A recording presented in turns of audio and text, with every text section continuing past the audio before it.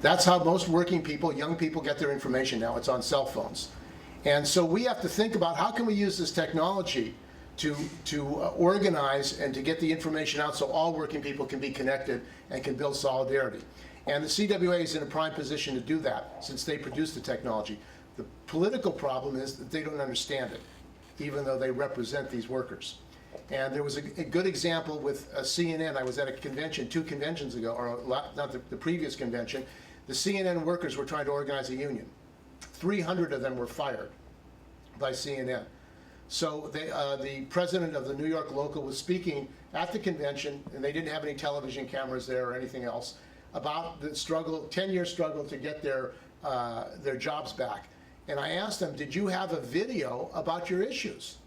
About how you were illegally fired, discriminated against for trying to have a union? No video. So here you have a union that represents the CNN workers who has been discriminated, discharged, and they don't even have a video explaining what the issues are. You cannot win the media struggle if you don't have your own labor media educational material. It's impossible to really build the kind of solidarity and education you need, not just in this country and internationally. Last point is, if there is a strike on August 1st, we've been discussing with Javier Cordova from Puerto Rico about having a solidarity rally in Puerto Rico, where Verizon actually was involved in privatization of the telephone company in Puerto Rico. And having a solidarity rally there, and having that, if possible, streamed live into the United States. I mean, we are linked up. These multinationals are throughout the world. We're linked up together. So we need to start linking up so workers can build solidarity and educate each other about the fights that they face. So we're going to go now to our next panel. And one of the issues that is a hot topic internationally is Uber and these apps. John was explaining some apps that we can use to get our stories out directly, live. And as a matter of fact, recently, the Eric Garner demonstration, this was taped by a worker who saw it and taped it, and also other incidents, racist incidents in the United States have been taped, and the police have tried to get their cameras, their cell phones, and erase them. What has happened is as John said, you can actually stream it, videotape it, and stream it live, so even if the policeman takes your camera, it's gone. So think about that if you videotape something, and if you have an app that lets you stream it to ACLU or other organizations, nobody can touch it. The material is spread out. And that is a powerful tool. And that's actually, the Black Lives Matter has been able to, through videotaping the incidents, these racist incidents that have been going on for decades and hundreds of years, but now you can see them. And that is changing the whole dynamic. I mean, these things have been going on over and over again, but it's a policeman's word against the person. When you have a videotape, obviously, it changes the reality because people can see what happened. So this is an important tool. And the other aspect of it is how these apps are used to deregulate and what they call disrupt the economy. And this is most pronounced in taxi cab workers. The ideology behind the capitalists who are developing some of this technology is that they can use this technology, these apps, to get rid of any kind of regulation. They're against regulation ideologically.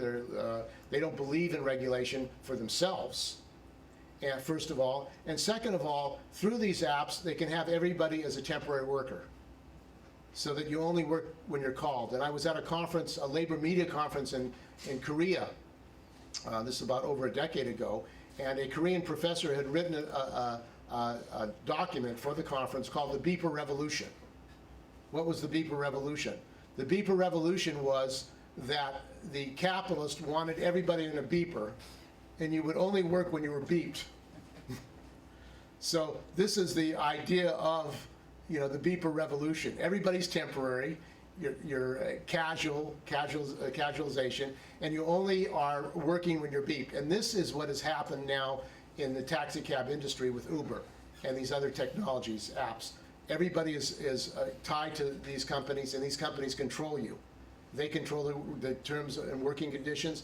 And we have with us John Han, who is a taxi cab driver and also videographer, and has made the most important film about how this technology is affecting taxicab workers in San Francisco, and technology and taxicab workers. So welcome, John Hamm.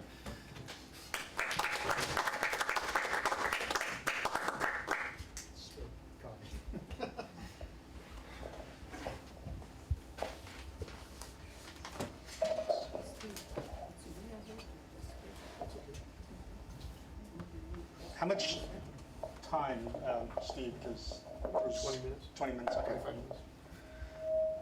So, hi. My name is John Hahn. I'm a San Francisco taxi driver, and I've been driving a cab full time in San Francisco for about 13 years. And I guess one of the things that strikes me is companies like Uber and Lyft. They're not really that innovative, and they're not really that new, even in the sense of having an app that can summon a car to pick you up on demand. That's cool. That's really great. The taxi industry has the equivalent of that. A lot of people argue that the taxi's version came out before Uber's did, but why it never took off, there's a big, long story about that. So some people in the taxi industry believe that Uber actually kind of ripped off and stole the idea of taxi magic, which was some of these early taxi hailing apps. But probably, in my opinion, as a cab driver, the biggest thing that Uber and Lyft stole was the independent contractor business model. And cab drivers, I think, were some of the first people in the United States. They were the first, some of the first, if not the first, they were amongst the first groups of workers in the United States who were unionized employees to be reclassified as independent contractors. And that happened somewhere in the late 1970s. And the idea was that the cab companies pitched this idea to the workers that if you become independent contractors, then you're going to have freedom. All you do is pay us a flat fee for the use of the cab, usually for 10 or 12 hours on a set shift. And whatever you do after that is your business. You can go out and work 10 or 12 hours and be a cab driver. You could work half those hours and then use the cab to pick your kids up from school, or go do your laundry, or do whatever. As long as you're not doing anything illegal, we don't really care what you do. And at that point, cab companies, on the inside, they stopped viewing themselves as being taxi services. They stopped considering themselves companies that sell rides to the public, and they viewed themselves as companies that sell shift to cab drivers. So their paradigm shifted, their business model shifted to where they were no longer considering the passengers as their primary customer, and they were considering the drivers their primary customer. And cab drivers initially, this was before my time, but initially the cab drivers supposedly liked it because they got freedom. They didn't have to wear uniforms anymore. They didn't have to check in for a meal break. They can take a 2-hour break if they wanted to. They could hustle all day long if they wanted to. And they really liked that freedom. They had no boss to answer to. All they had to do was bring the cab back in one piece at the end of the shift with a full tank of gas. But what they lost was the employee protections. So they no longer had a minimum wage. They no longer had a union. Probably that was the biggest union busting act of that era. The cab drivers lost the right to unionize, and consequently they lost things like paid sick days, or the ability to negotiate for paid vacations and company provided health care and so on. And so if we fast forward, well, let me not fast forward, let me kind of elaborate on that a little more. So over time, I think, I know there's one other cab driver here who probably vouched for this idea that over time, what this resulted in was a gradual reduction in the quality of the service, because now you had all these unsupervised cab drivers. It's still a low-paying job, and they have no worker protections whatsoever. And because the companies basically are now shifting their model to the way they make their money is by selling shift to cab drivers, they really don't care. They now have an interest in having more and more cabs. And they don't really care if those cabs are filled with passengers or not, as long as the drivers are paying them the fee. So you could have, if your business is to sell rides to passengers, then and if you have 50 cabs, it's in your interest to make sure that those cabs are filled with passengers as often as possible. But if your business is to sell shifts, then 50 is not enough. You need 100 or 150, and it really doesn't matter to you if those 100 or 150 cabs are carrying passengers and those drivers are making livable wages. It just matters are they bringing their, so they wanted to expand, and their method of expanding was having more cabs to sell shifts to cab drivers, which means they need a greater pool of cab drivers, which means that in order to qualify cab drivers, you can't have high quality, a high barrier of entry. You got to have a low barrier of entry. And so if they don't necessarily speak English well enough to understand where the passenger wants to go, and if they don't know the city well enough to know how to get there, and the passenger has to give them turn-by-turn directions, that's not really a big deal to the cab companies, because they don't sell rides to passengers. Their money is coming off of selling of that shift, so they need a large pool of drivers and a lot of cabs to sell. So now we can fast forward, and you can see how this, just kind of fill in the gaps in your own logic and rationale, how this could affect the quality of the service. Because now, in order to maintain the independent contractor status of a cab driver, these cab companies have to kind of take a hands-off approach and not exercise very much control. So if there's some old lady that needs to get to her hospital appointment out in the deep sunset in the avenues of San Francisco, and she's calling for a cab, and there's no cab driver in the area, the cab company dispatcher is not going to say, "Hey, cab 654, I need you to go out there and pick up Miss So-and-so. She's got to get to her hospital appointment, and if she doesn't get there, she's never going to call us again." And so that doesn't really matter anymore. What the companies are going to say is, well, we're just going to have to lobby the city for more cabs. Anyway. Okay, so the cab drivers are unsupervised, and people can't get cabs now. And this creates a kind of a public outcry where everybody knows you can't get a cab by now in San Francisco. But there's always this stalemate, because the cab companies are always pushing for more cabs, and then you get these worker right advocates, little makeshift driver associations that counter lobby and say, no, we don't need more cabs because workers have to be able to maintain a livable wage.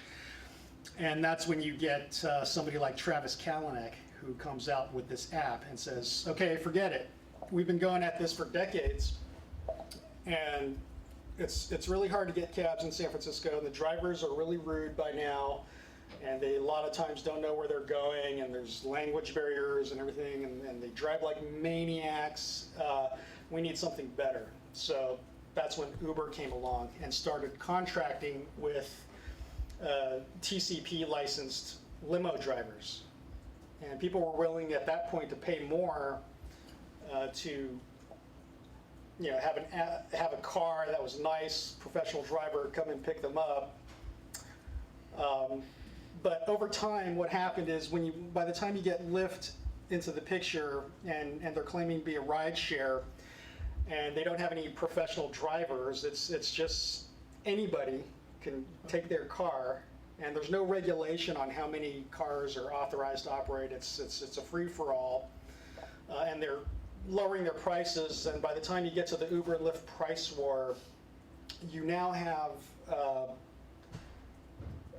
over 20,000 Uber drivers active in San Francisco alone, and that's not counting the Lyft drivers. We don't know how many Lyft drivers there are. But at this point, all of these companies, cab companies, Uber, Lyft, they all claim that they're not transportation services, that they don't sell rides. They all claim that all they do is sell services to the drivers. And anyway, so I feel like I'm kind of rambling on this. I don't know, was this a kind of a Q&A thing or? Well, where is it at now? I mean, how they're organizing to defend themselves? It's really not. I mean, you know, very recently, the taxi drivers got AFL-CIO recognition, but they're still independent contractors. So they don't have the power of collective bargaining. Maybe that gives them a little clout in the political lobbying area at the CPUC or in Sacramento. There's been some minor successes blocking some Uber-backed bills in Sacramento.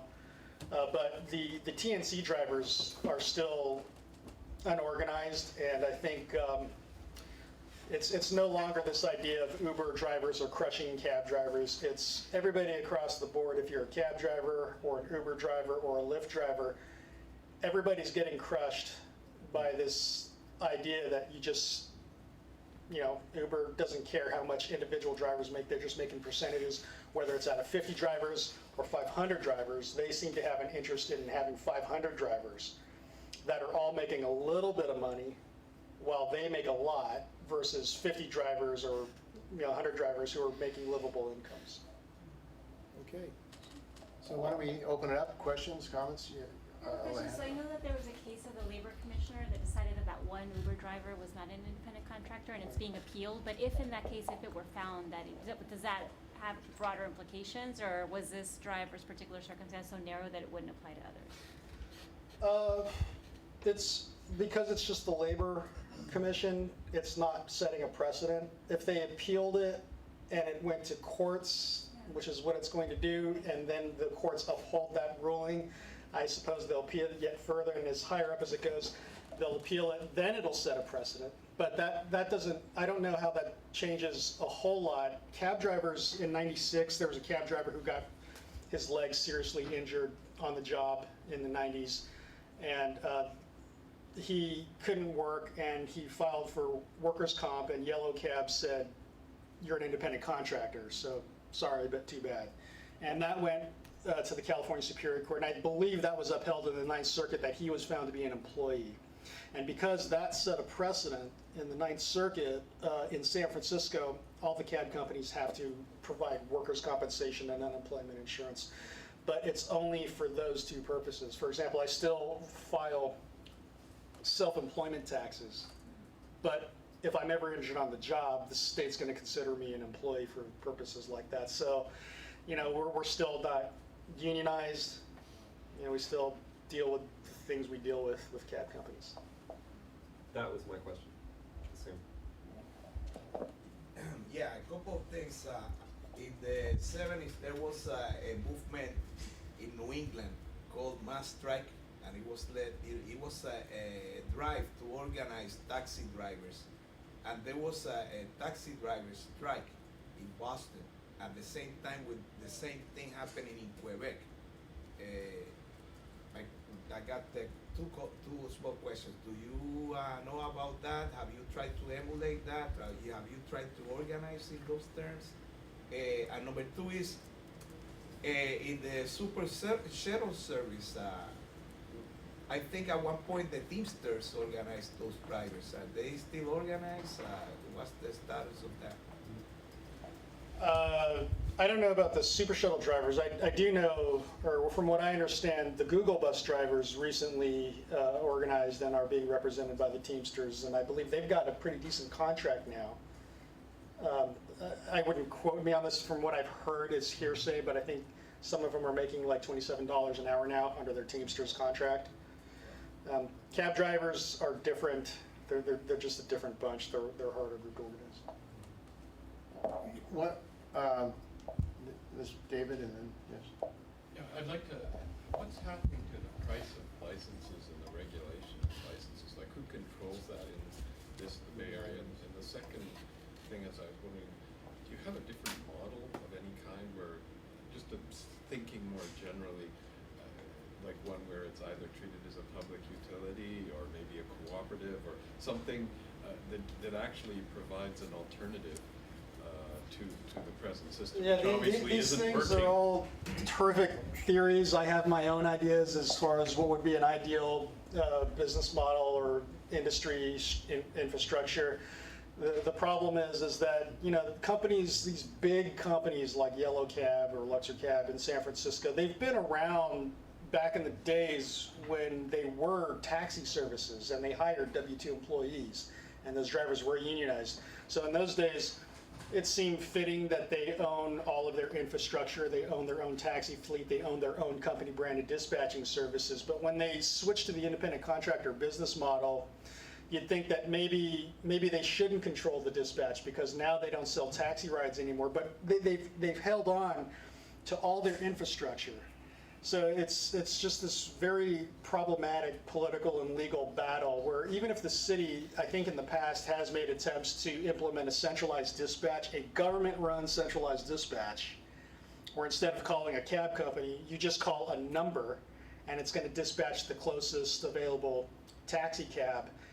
And those things always go down in flames because, yeah, I really hate to say it, but Travis Kalanick is not totally wrong when he talks about a taxi monopoly or he talks about an industry that's embedded into the culture of its politics. But where are the license fees in that? They're in San Francisco, they're called medallions, and in Medallions. San Francisco, they're still trying to sell them at $250,000.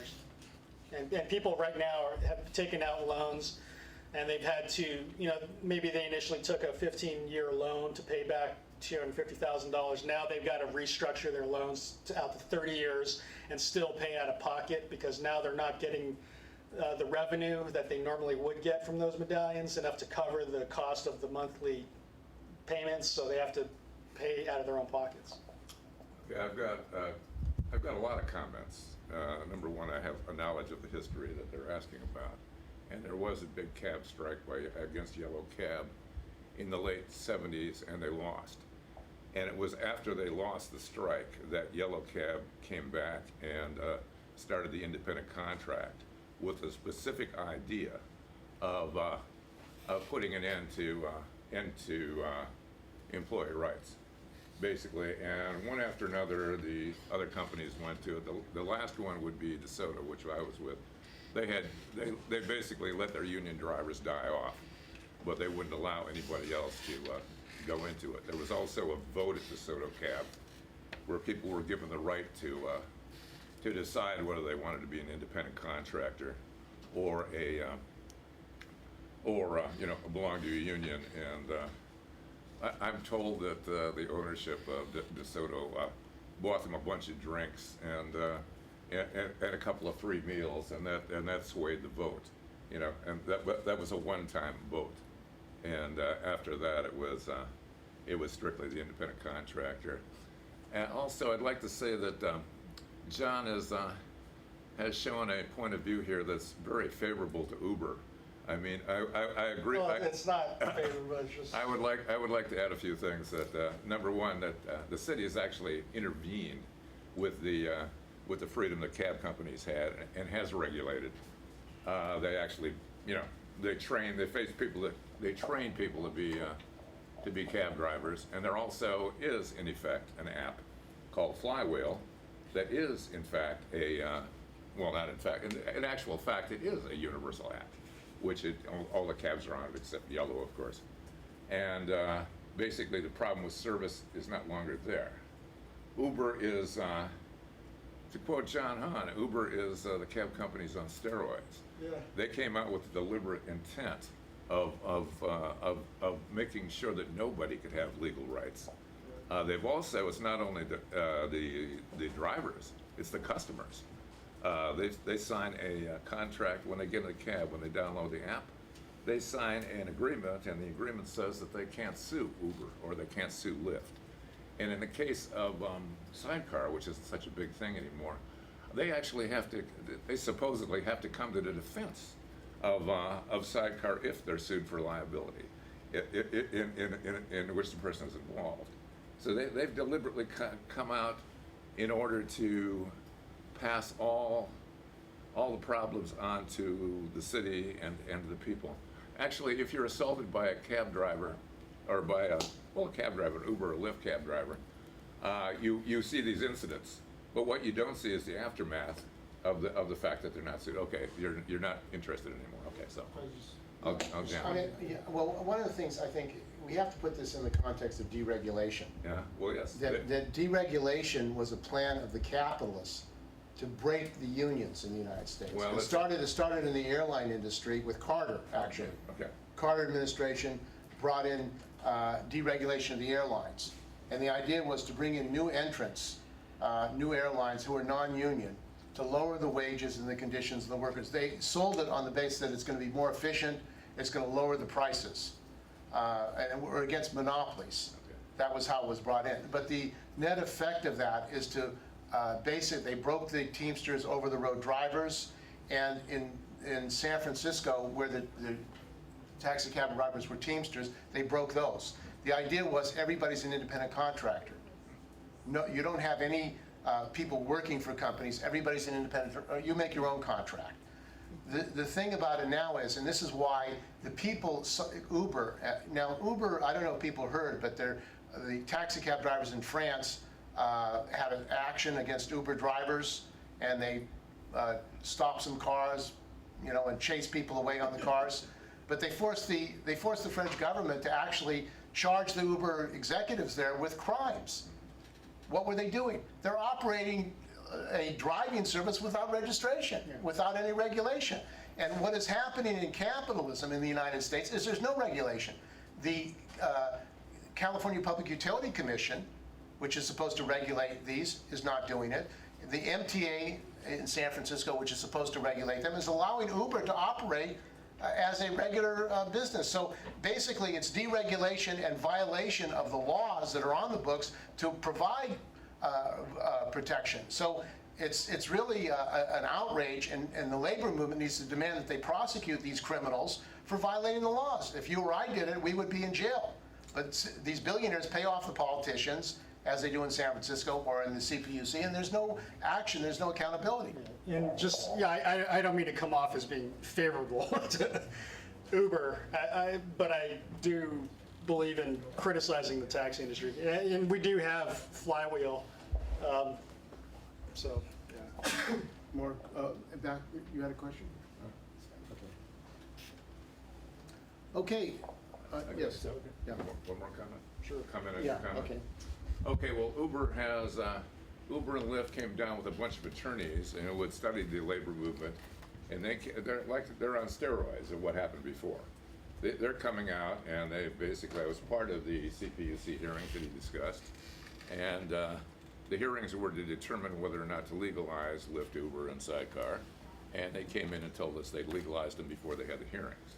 So Uber has come out not only with the same philosophy, but they've come out with a method of doing it, which is basically buying the politicians.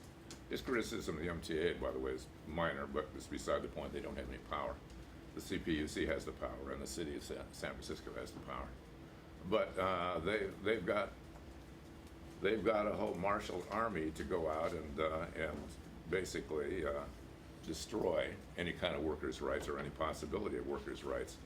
They're not for deregulation, they're for regulating in favor of themselves, and that's what they're doing at the state legislature and at the CPUC and everywhere else. They're getting the regulations turned in their favor and against everyone else.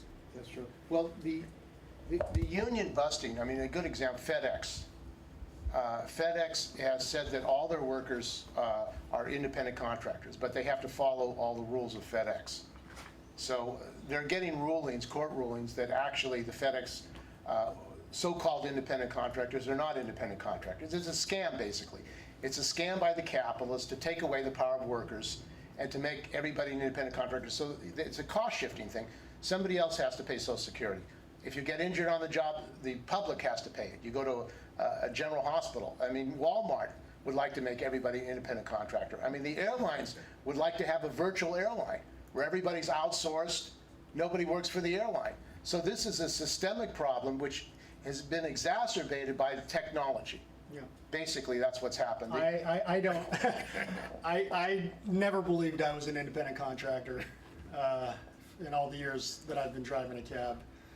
And I think now you've just got tens and tens of thousands of Uber and Lyft drivers who are floating the costs of doing business.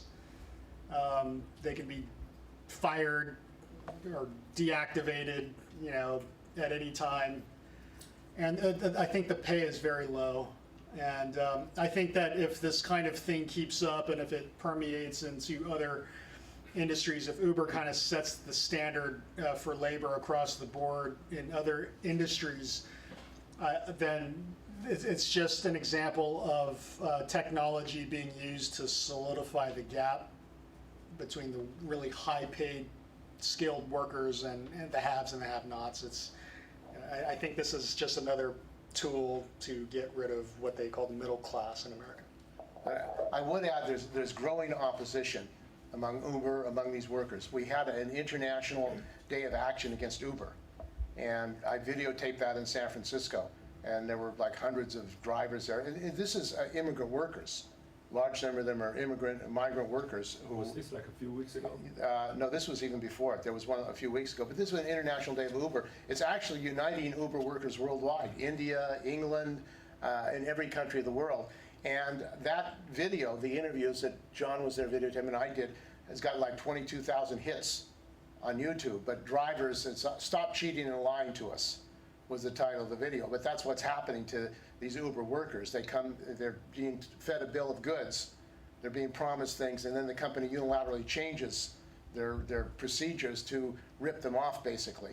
So it's creating an international anger against Uber and against these companies who are basically further exploiting these workers. So I think there's opportunities for organizing and international action. And as a result of what's happened to the cab drivers in San Francisco, they have organized into a taxi cab alliance. And we've had some forums, very well-attended forums about what's happening with the technology and communication. But for labor, a critical thing is to analyze how these technologies are being used against workers, and so that you can organize to fight back and defend working people and their conditions. Last. Can you guys comment on the financing Uber offers to purchase cars? Isn't Sure. that sort of like Direct. a company store? The company, so I tried it out and looked into it. As a cab driver, you've heard me rail on the taxi industry. So obviously when Uber first came out, when Uber X came out, I was kind of interested, and I looked into it and I thought about buying a car through their financing program. Their financier was Exeter. I think there's some kind of Houston-based subprime lender. And I went to a Toyota dealer out in the East Bay that they were partnered with, and I got approved at 23%. And but what killed it for me was I couldn't find insurance on any of these cars. I've been in this business long enough where I'm not going to do this business without being properly insured. So I told the dealer, I'd like to register the car. When you register this car with the DMV, I'd like you to register it as a commercial vehicle, and I need about a week. And I want to look into commercial insurance. And I found that no commercial livery insurer would put insurance on this, proper insurance, without a state-issued chauffeur's license called a TCP. It's a Charter Party Carrier License. And you can't get an SFO permit to service the airport without that TCP license and proof of insurance, which means I'd have to switch full-time. I didn't want to do that. So the only way I could do it part-time was to fake it and lie and just get personal insurance and then just tell my insurance company it's just a personal car. I don't do Uber, I don't do Lyft, or just don't say anything, which is what 90-something% of these drivers are doing, which I didn't want to do. So I'm glad I didn't, because some of these people have already gotten themselves into bad accidents, and there's GoFundMe campaigns now. Help me pay for my car repairs because my insurance won't cover it and Uber won't cover it. Last point, there is a conspiracy by Uber and these companies to violate the insurance laws, to get their workers, avoid getting insurance, and to scam. It's an insurance scam. They should be covered if you're carrying passengers. Dave Jones, who's the insurance commissioner in California, should be prosecuting Uber for insurance fraud. It's workers' comp fraud, it's insurance fraud, because when you're getting injured, if a worker gets injured, they're actually an employee of Uber, but Uber is cost shifting the cost. So there has to be a campaign of the unions to demand that Dave Jones do his job and enforce the insurance laws. And I think that there's lots of evidence that these companies, Uber, they know what they're doing. They're very conscious that their employees are involved in an insurance scam. And it's an insurance scam that's being actually allowed by Dave Jones and the regulators who are supposed to prevent these kind of scams. They know what's going on, they're not prosecuting. So I think that that's something that everybody should be aware of, because there are laws on the books that should be enforced, but they're not enforcing them against these companies like Uber. And of course, if they did enforce them and really went after Uber, I'm sure that their valuation would have a big drop, because their valuation is based on continuing, basically subverting all these laws and disrupting the economy in their point of view. So anyway, that's something that I think the Just labor one movement. last thing on that. And also, when I did look into that loan, that was in early, like January of 2014. That's before Uber and Lyft got into their price war and they started slashing prices. So I was calculating this, even if I could get the insurance, I was calculating it based on Uber's rates at that time, saying, because I'm a professional, I know what I'm doing, I could probably pay off this 48-month loan in 2 years and just get, then I'll have a car. And I'm glad that I stuck to my principles with the insurance thing and decided not to do it, because had I done it, shortly after that, Uber and Lyft got into their price war where they slashed rates like 50%, which means now I'm going to have to make these car payments at this ridiculous interest rate with 50% of the earnings that I'm making. I'm just going to still have to try to make a living and pay off this car. So now what they have is an indentured servant. Okay, thank you, John. We're going to have to move, Jack, quick. Something? Yes, you Okay. have something? Okay, I'm Jack Cho from Hong Kong, and I want to. This is the second Uber discussion I've been in this week, and I keep learning new great things. Now that Steve mentioned the French, case, let me talk a little bit more about the experiences in Hong Kong and in China. We just had a anti-Uber, demonstration. In the taxi driver, actually in Hong Kong, had a long tradition of organizing collective actions. They have demonstrations almost every 6 months. So what they did 3 weeks ago was to do something called Go Slow. So it's like a downtown Hong Kong is more dense than, slightly more dense than downtown San Francisco. They had 100, all the Hong Kong taxis are red. So they have 100 taxis, following one another, making a long row and going slowly around downtown Hong Kong, and then stop and surrounded the government headquarters. So I think that made a very strong signal. So it's not only people, it's picket line. This is really cabs. You have 100 red cabs all together, and pressurizing the authority to do something. Especially I think it's only against Uber, because I don't think Lyft is popular in Hong Kong. So it's one company. And but then another more interesting case, probably I think I agree with Steve's class analysis, but at the same time I think when we talk about specific sector like taxi driver, we need more precise analysis of the power relationships. I think this comrade behind me was talking about the specific power configurations there. In mainland China, which has a completely different, it's Uber is not very popular. The two most popular Uber-like companies are owned by big IT companies in China. But then the way, because in mainland China, again, the taxi drivers had decades of organizing. So what I understand, I agree with Steve, is at the very end, and also with John, at the very end, all these things is about destroying the collective, okay, formation of taxi drivers, you know.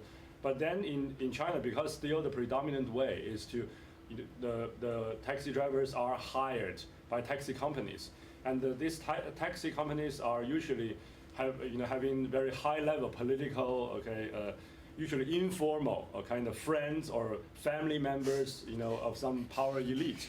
So that actually came out, even though the IT companies are listed, okay, like Alibaba is the largest IPO, in New York Stock Exchange. But politically speaking, they are actually not as powerful as the taxi driver companies. And then I'm not saying the taxi company owners are better human beings. It's only because they have faced the waves and waves of taxi driver collective action. So they have been pressurizing. So it's the elite route.